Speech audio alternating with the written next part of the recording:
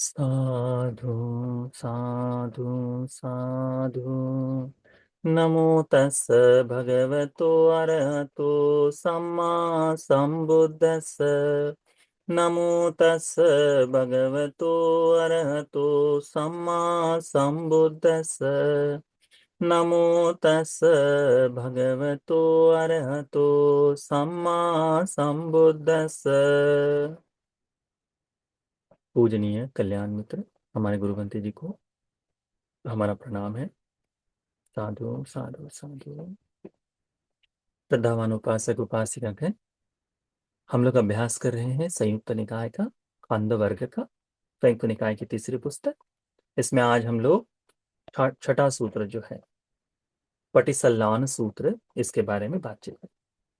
यह सूत्र भगवान ने श्रावस्ती में ही जैतून में विराजमान होते हुए ही भिक्षु संघ को दिया था। ये सूत्र बड़ा संक्षिप्त है, पर इसका विस्तार अच्छा है, तो हम उसको सीखने की कोशिश करते हैं। पटिसल्लानि भिक्खवे योगमापज्जत।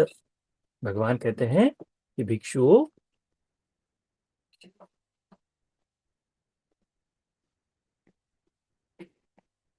अप्रमादी होकर ध्यान साधना के लिए प्रयास करो। ठीक है, एकांत में रहकर योगक्षेम की प्राप्ति के लिए अभ्यास करो। यानी जो जैसा है उसको वैसे ही देखने के भाव से उसका अभ्यास करो करके भगवान बुद्ध जी बताते हैं। ये जो पटिसल्लान है, इस पटिसल्लान का अर्थ है एकांत रूप से ध्यान साधना करना भी। ठीक है, काय विवेकेन परिहायन्ते। यानी काया का विवेक संपूर्णतः शांत बैठकर अपने संपूर्ण मन को किसी एक कम्मठ ठान में बिठाकर या फिर किसी एक ध्यान साधना के लिए किसी एक ध्यान में ध्यान का अभ्यास करते हुए करने के बारे में है। ठीक है, का विवेकं लभंतानं इमेसं कम्मठानं पातिगमसं। यदि जो काया का विवेक आ जाए, यानी शरीर शरीर बिल्कुल शांत एकाग्र हो जाए और बाकी कोई पीड़ा न सताए, तो ऐसे काय विवेक में ध्यान का वो भाग आगे बढ़ा सकता है, ध्यान को वह और प्रबल कर सकता है। तो इसीलिए भगवान बुद्ध जी कहते हैं कि पटिसल्लाने भिक्खवे योगमापज्जथ। भिक्षुओं, यह एकांत रूप से भावना यानी साधना करने के लिए अप्रमादी हो जाइए, अप्रमादी हो जाइए। ठीक है, जो अप्रमादी होकर ध्यान साधना करता है उस भिक्षु को यथाभूत ज्ञान दर्शन हो जाता है। पटिसल्लाने भिक्खवे भिक्खु यथाभूतं पजानाति। जो इस तरह से अप्रमादी होकर काय विवेक से युक्त होकर ध्यान करता है, वह भिक्षु यथाभूत ज्ञान को पाता है। यथाभूत यानी जो जैसा है उसे वैसा ही देखता है। किंची यथाभूतं पजानाति। तो क्या ये यथाभूत देखता है? क्या वह देखता है कि जो जैसा है? तो देखता है रूपस्य समुदयं च अर्थांगं च। इस रूप का निर्मित होना और रूप का विनाश देखता है। वेदनाय समुदयं च अर्थांगं च। इस वेदनाओं का उत्पन्न होना और वेदनाओं का नाश होना देखता है। संज्ञाय समुदयं च अर्थांगं च। ये संज्ञाओं का समुदय देखता है, निर्मित होना और उनका नाश होना। संखारानं समुदयं च अर्थांगं च। संस्कारों का समुदय होना और नाश होना। विज्ञान से समुदयं च अर्थांगं च।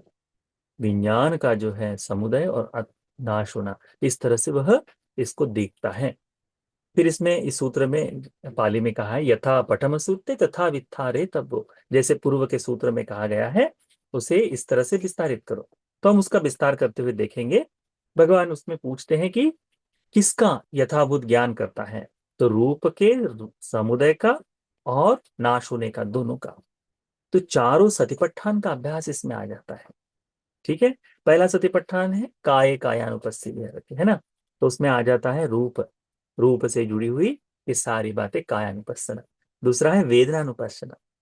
ठीक है, तो वेदनाओं के बारे में। तीसरा है चित्तानुपස්සना। तो जितनी संज्ञा मनसिकार जो आता है वो सारा का सारा चित्त के बारे में उत्पन्न होने वाला है है ना। चित्त को जितना प्रगुण करते जाएंगे उतना उतना संज्ञाओं के बारे में जानकर संखार विज्ञान धम्मानुपස්සना का पूर्ण भाग होता है।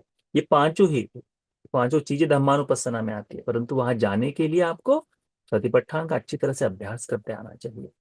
तो किस प्रकार से वह देखता है करके, इसी में भगवान बुद्ध जी पूछते हैं कि ये जो रूप है, वेदना है, संज्ञा, संस्कार, विज्ञान, ये जो है इनका जो समुदय है, ये समुदय क्या है।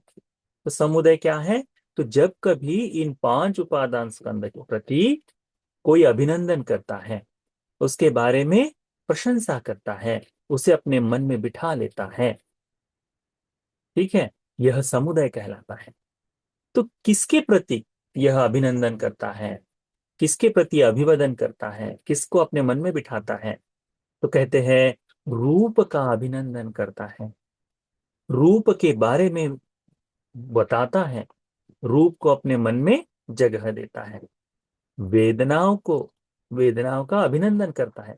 सुखद वेदना जागते ही आहा सुखद वेदना जाग गई, और फिर 10 जगह बोलते फिरेगा मैं तो ध्यान कर रहा था, मेरी सुखद वेदना ऐसी ऐसी है, और उन सुखद वेदनाओं के इसमें ही पड़ा रह जाएगा, सुखद सुखद सुखद करके कहते बोलेगा, और फिर उसको अपने मन में बिठा लेगा कि ध्यान करेंगा, करूंगा तो मुझे ये सुखद वेदना ही मिलेगी। ऐसा ही होगा ना, ये सुखद वेदना ही मेरा ध्यान है।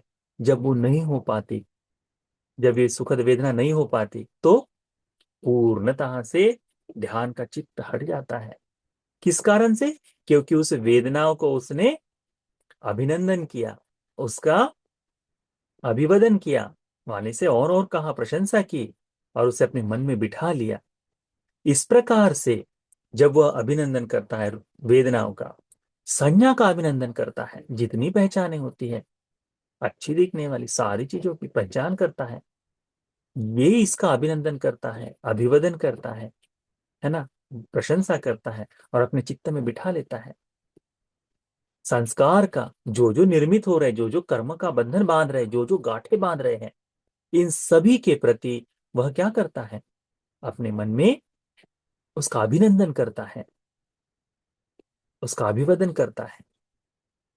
संसार से दीर्घकाल तक जीवन जीने के लिए भी हमारे अनेकों प्रण होते हैं, 7 जन्मों तक ऐसा ही पति मिले, यही मेरे साथ चले, ये क्या है, संस्कार ही तो है।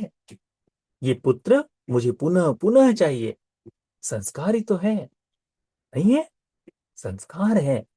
ये प्राप्ति के लिए अभिनंदन करता है, उसका अभिवादन करता है, बोलता है, और अपने मन में वैसा ही भाव बिठा लेता है। ये संस्कार है, इसको बनते हुए देखकर भी आनंदित होता है। उसके बाद में विज्ञान, उस कर्म विपाक को, यानी कर्म के विपाक का सृजन करने के लिए जो जो बातें कॉन्शियसली निकाली जाती है, जो जो बातें प्रतिक्रिया की जाती है उस संस्कार के प्रति, वह विज्ञान भी उसके प्रति भी, किसी की प्राप्ति के लिए जो भी प्रयास हम करते हैं, जो भी चेतना, प्रयास की चेतना जो मूलिक स्वरूप से जागती है विज्ञान स्वरूप से, वह सारी की सारी उसका अभिनंदन करता है, अभिवादन करता है ना, और उसे अपने मन में जगह दे देता है। इस कारण से, इस तरह से रूप का, वेदना का, संज्ञा और संस्कार का अभिनंदन करने के कारण से, वाणी से उसका बहुत प्रशंसा करने के कारण से, मन में बैठा बिठा देने के कारण से, उसके प्रति उपपज्जति नंदी, नंदी उत्पन्न होती है। नंदी का मतलब रट लगा लेना, नंदी का मतलब गांठ बांध लेना, नंदी का मतलब कठोर कठोर ऐसा बंधन बांध लेना। नंदी या नंद या रूपे नंदी तदुपादान, नंदी के उत्पन्न होने से क्या उत्पन्न होता है, उपादान उत्पन्न होता है। उपादान के उत्पन्न होने से क्या होता है, उपादान के प्रत्यय से भव उत्पन्न होता है, भव के प्रत्यय से जन्म उत्पन्न होता है, जन्म उत्पन्न होते ही, जन्म मिलते ही जरा मरण, ये भाग है उसका। शोक परिदेव दुख दो मनस उपायासा, सब कुछ निर्मित हो जाता है, सब कुछ संभव हो जाता है। इस तरह से भगवान कहते हैं कि ये सारा दुख का पुंज, सारे दुख का स्कंद समूह बनकर तैयार हो जाता है। इसी को भगवान ने कहा है कि ये पंच उपादान स्कंद का समुदय होते हुए देखता है। यही समुदय है। इसके विपरीत में अर्थांगम, किसका किसका अर्थांगम देखते हैं। कोच भिक्खवे रूप अर्थांगम, रूप का अर्थांगम क्या है। रूप का विनाश, वेदना का विनाश, संज्ञा का विनाश, संस्कार का विनाश, विज्ञान का विनाश क्या है। जब भिक्षु इसके प्रति किसी प्रकार का अभिनंदन नहीं करता, उसका कभी किसी प्रकार से बखान नहीं करता, व्याख्यान नहीं करता, और ना ही उसे अपने मन में बिठाता है, ये क्या है। भगवान कहते हैं कि जब अभिनंदन न करे, उसके बारे में प्रशंसा न करे, उसको अपने मन में न बिठाए, तो क्या होता है, क्या स्थिर होता है। तो कहते हैं रूप के प्रति वह अभिनंदन नहीं करता। जो जो रूप देखता है उसके प्रति अभिनंदन नहीं, उसके प्रति वह व्याख्यान नहीं करता, और ना ही मन में जगह देता है। वेदनाओं के प्रति, संज्ञा के प्रति, संस्कार के प्रति, विज्ञान के प्रति वह अभिनंदन नहीं करता। ये जैसे जैसे उत्पन्न होते हैं उपादान, पंच उपादान स्कंद ही है ना, इन पांच उपादान स्कंद को वह अभिनंदन नहीं करता। जब आए अपने जीवन में तो स्वागत करके उसे स्वीकार नहीं करता, अभिवादन नहीं करता, 10 लोगों को ये नहीं बोलेगा, प्रशंसा नहीं करेगा। ऐसा है, मेरा तो रूप ऐसा हो, मैं तो ऐसे रूप की प्रार्थना करता हूँ, ऐसे रूप की कामना करता हूँ, करके उस तरह से अभिवादन नहीं करेगा। वेदनाएं मेरी ऐसी हो जाए, मेरे संस्कार ऐसे हो जाए, मेरा कर्म ऐसा बने, इसका अभिनंदन नहीं करता, अभिवादन नहीं करता, अपने मन में उसको नहीं बिठाता। किसी तरह से ये न बिठाने के कारण कहते हैं कि इस प्रकार से वह अभिनंदन, अभिवादन और अपने मन में जगह न देने के कारण जो रूप के प्रति, वेदना, संज्ञा, संस्कार, विज्ञान के प्रति नंदी सा निरुच्यति, वह जो नंदी है वह निरुद्ध हो जाती है। वो जो इच्छा है, वो जो बंधन है, जो रट है, वो निरुद्ध हो जाती, खत्म हो जाती है, खत्म हो जाती है। देखो ना, हम लोग देख, अभी तो खैर, अभी तो मम्मी पापा बहुत ज्यादा कॉन्शियस हो गए हैं, पहले ऐसे नहीं थे। पहले कोई बच्चा कुछ भी पाने के लिए रोता था, है ना, आपने देखा होगा। जो अभी तो जो जो अपने उम्र के छोटे छोटे बच्चे जो रोते थे कि आगे से कोई वो आइस फ्रूट वाला आ जाए, या फिर है ना पॉप्सिकल्स वगैरह जो बिकते हैं, आइसक्रीम बिकती है, तो उसने जैसे ही हॉर्न दिया, घंटी बजाई, तो बच्चा घर में रो, मेरे को चाहिए चाहिए चाहिए, दरवाजा वगैरह पटकता था। मम्मी पापा क्या करते थे, हैं? तेरे को रोना है, एक तरफ से लगा दिया, जा रोते बैठ। अब पता है रोएगा रोएगा, कितना रोएगा, थोड़ी देर बाद शांत हो जाता है। अगले दिन, दूसरे दिन तक उसकी इच्छा ही नहीं होती ना कि अब मुझे आइसक्रीम मांगना है करके। उतना रोना खत्म होते ही खत्म, क्योंकि बच्चा अपने आप ही मन में मरा, अब वो कुछ नहीं मिलने वाला, वो चला भी गया करके। ऐसे ही होता है जब अभिनंदन नहीं करते, अभिवादन नहीं करते। परंतु अभी बच्चा रोने से पहले ही और ये मेरा बच्चा करके जो बोलते हैं, वो है उसका समुदाय। ठीक है, ये केवल व्याख्या में बता रहे, बच्चों को अच्छा से प्रेम करना चाहिए, आइसक्रीम आइसक्रीम खिलानी चाहिए, सब ठीक। तो ये अभिनंदन, अभिवादन और उसको अपने मन में जगह न देने के कारण उसके प्रति जो नंदी उत्पन्न होनी थी, वह नंदी खत्म हो जाती है। वो जो उसके प्रति जो तृष्णा जागनी थी, उसके प्रति जो बंधन जागना था, ये खत्म हो जाता है, निरुद्ध हो जाता है। तन्ना निरुद्ध होने के कारण उपादान निरुद्ध हो जाता था। ठीक है, कि कैसे उपादान, जैसे कहूं तो आइसक्रीम दे दिए, देने के बाद उसके मन में ओ मीठा है, ठंडा है, स्वादिष्ट है, मुझे और चाहिए, ये उपादान हो गया, और चाहिए। तो ये जो उपादान है, न मिलने के कारण जागेगा ही, मिलेगा ही नहीं तो जागेगा कहाँ से। और फिर उपादान के कारण भव बनता है कि अगले दिन इतने बजे गाड़ी आती है, मुझे आज भी आइसक्रीम खानी है, करके वो बना लेता है कि अच्छा इस समय में मम्मी पापा कहीं पे भी हो, मुझे उनके पास इसके लिए जाना ही जाना है। वो हो गया भव। अब है ही नहीं, स्वाद ही नहीं है, कुछ भी नहीं है, तो कैसे भव बनाएगा। और भव नहीं है तो फिर जन्म नहीं होगा, जन्म नहीं है तो फिर से बार बार से दुख जो भोगना है, बूढ़ा होना, मरना, ये खत्म हो जाएगा, है ना। ये यानी एक तरह से हमने कहा, जैसे आइसक्रीम का उदाहरण दे रहे, ये उदाहरण सही नहीं है, ठीक है, ये पूर्णतः गलत है, परंतु बताने के लिए बता रहे हैं कि आइसक्रीम से दांत ठंडे हो जाए, सड़ जाए, है ना, ये सारा जो दुख वुख है वो सब खत्म हो जाए, क्योंकि है ही नहीं। तो उसी के लिए भगवान बताते हैं कि जब कभी किसी इन पंच उपादान स्कंद के प्रति उसके मन में अभिनंदन नहीं होता, उसके बारे में प्रशंसा नहीं होती, उसको अपने मन में जगह नहीं देता, तो उस कारण से, जगह न देने के कारण से जो इच्छा उत्पन्न होनी थी, नंदी उत्पन्न होनी थी, वह नंदी निरुद्ध हो जाती है। नंदी के निरुद्ध होने से उपादान निरुद्ध हो जाते हैं। उपादान के न होने से भव नहीं बनता, भव न होने से जन्म नहीं होता। जब जन्म ही नहीं है तो बुढ़ापा कैसे आएगा? तो बुढ़ापा नहीं होता, मरण नहीं आता, किसी भी प्रकार का शोक दुख दौमनस उपास ये कुछ भी उत्पन्न नहीं होता। इस प्रकार से संपूर्ण दुख खंड समाप्त हो जाता है करके भगवान इसमें बताते हैं। तो यही भगवान ने कहा कि कोई यदि पटिसल्ला ने भिक्खवे योग मापजत, यदि कोई एकांत में जाकर अपने यानी अपने शरीर के एकांत से, ठीक है, शरीर के एकांत से ध्यान साधना में लीन हो जाए, अभ्यास अच्छी तरह से करे, तो वह यथार्थ के दर्शन को कर लेता है। क्या यथार्थ के दर्शन को?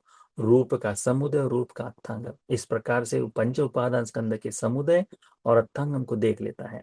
तो ये सूत्र पटिसलान सूत्र भी अच्छी तरह से ध्यान में रखो। विवेक, विवेक यानी एकांत में अपने शरीर को एकांत में ले जाना है, घर बाहर से भागकर नहीं। घर में रहते हुए ही सभी काम से अपने मन को, जितने घर में का गृहस्थी के कार्य उन सबसे अपने मन को दूर करके शरीर को एक जगह के लिए स्थिर करके उसे भी सारे से कि नहीं ठीक है बाकी सब कुछ बाद में देखा जाएगा, अभी एकांत में आकर मैं ध्यान करूं, इसके लिए निरंतरता से लगे रहिए। ठीक है। हाँ, तो ये जो सूत्र है, इस सूत्र आप सभी को, हम सभी को एकांत रूप से ध्यान साधना करते हुए भगवान के बताए इस योग क्षेम को ध्यान पा जाने के लिए हमें इस समुदय और अर्थांगम को देख लेने के लिए, चार आर्य सत्य के बोध के लिए यह धर्म उपकारी हो जाए। साथ साथ साथ